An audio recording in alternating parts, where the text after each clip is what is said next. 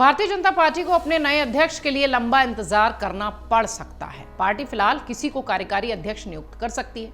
दरअसल वर्तमान पार्टी अध्यक्ष जगत प्रकाश नड्डा जेपी नड्डा के केंद्र सरकार में मंत्री बनाए जाने के बाद यह तो तय हो गया कि पार्टी में अध्यक्ष का चेहरा बदलेगा, लेकिन यह तत्काल नहीं होगा, यह भी अब स्पष्ट होता दिख रहा है। अध्यक्ष पद पर नड्डा का कार्यकाल 30 जून को खत्म हो रहा है। नई सरकार में जेपी नड्डा के शामिल होते ही बीजेपी के नए राष्ट्रीय अध्यक्ष की चर्चा तेज हो गई। जेपी नड्डा के केंद्रीय मंत्रिमंडल में शामिल होने के साथ बीजेपी को एक नया पार्टी अध्यक्ष अब चुनना होगा और इस साल जनवरी में अध्यक्ष के रूप में उनका कार्यकाल समाप्त भी हो रहा था, लेकिन लोकसभा चुनाव को देखते हुए उन्हें 6 महीने का विस्तार दिया गया था, जो 30 जून को खत्म होगा। पार्टी के नए अध्यक्ष के चयन से पहले नए सदस्यता अभियान की शुरुआत करेगी पार्टी। उसके बाद राज्यों में संगठन के चुनाव कराएगी। राजनीतिक दलों के अध्यक्ष के चुनाव के लिए तय नियमों के अनुसार अध्यक्ष के चयन से पहले कम से कम 50% राज्यों में पार्टी संगठन का चुनाव होना जरूरी होता है। ऐसे में या तो जेपी नड्डा का कार्यकाल बढ़ाया जाएगा या फिर किसी नेता को फिलहाल कार्यकारी अध्यक्ष बनाकर कामकाज शुरू कराया जाएगा। ऐसा करने के लिए बीजेपी ने हाल ही में अपने संविधान में संशोधन किया है। पार्टी के शीर्ष निकाय संसदीय बोर्ड को आपातकालीन स्थिति में अध्यक्ष का कार्यकाल बढ़ाने सहित कई महत्वपूर्ण अधिकार दिए गए हैं। चुनाव नतीजे आने के बाद जेपी नड्डा के मंत्री बनने पर नए अध्यक्ष पर कयासों का दौर शुरू हो गया। इस पद के लिए मध्य प्रदेश के पूर्व सीएम शिवराज सिंह चौहान का नाम भी आगे था, केंद्रीय मंत्री भूपेंद्र यादव का भी और हरियाणा के पूर्व सीएम मनोहर लाल खट्टर का भी, लेकिन ये तीनों ही मंत्रिमंडल में शामिल हो गए। अब पार्टी महासचिव के तौर पर विनोद तावड़े, सुनील बंसल या फिर नरेंद्र सिंह तोमर पर दाव खेल सकती है या यूं कहें कि इनको अध्यक्ष बना सकती है।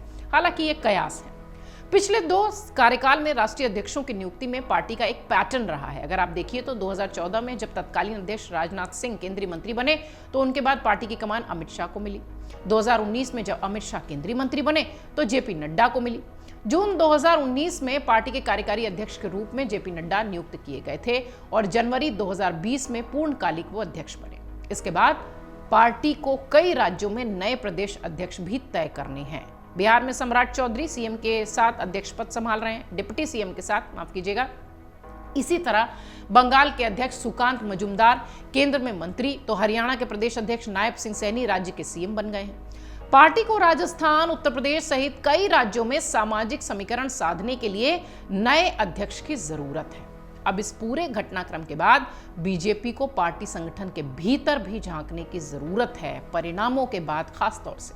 आपको बता दें, लोकसभा चुनाव में यूपी सहित कई राज्यों में औसत प्रदर्शन के कारण बीजेपी बहुमत से चूक गई है। पार्टी के नए अध्यक्ष को ऐसे राज्यों में संगठन को चुस्त दुरुस्त करना है, मजबूत करना है। इसके अलावा इसी साल झारखंड में, महाराष्ट्र में, हरियाणा में विधानसभा के चुनाव होने हैं। अगले साल की शुरुआत में दिल्ली में चुनाव है। इन तमाम राज्यों के परिणाम सीधे तौर पर पार्टी और मोदी सरकार की संभावनाओं पर भी असर डालेंगे। इसे भी नए अध्यक्ष को देखना होगा। बीते 10 साल में बूथ प्रबंधन बीजेपी की बड़ी ताकत रही है।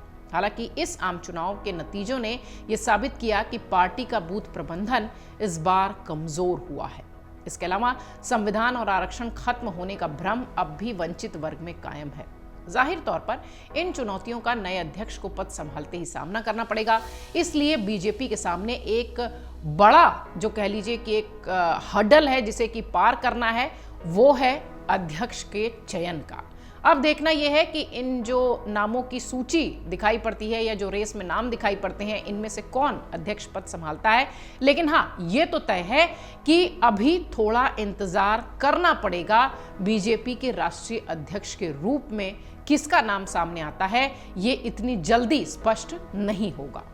अगर आप ये वीडियो YouTube पर देख रहे हैं तो हमारे चैनल को सब्सक्राइब करें और बेल आइकन को दबाना ना भूलें। अगर आप Facebook पर यह वीडियो देख रहे हैं तो हमारे पेज को लाइक करें।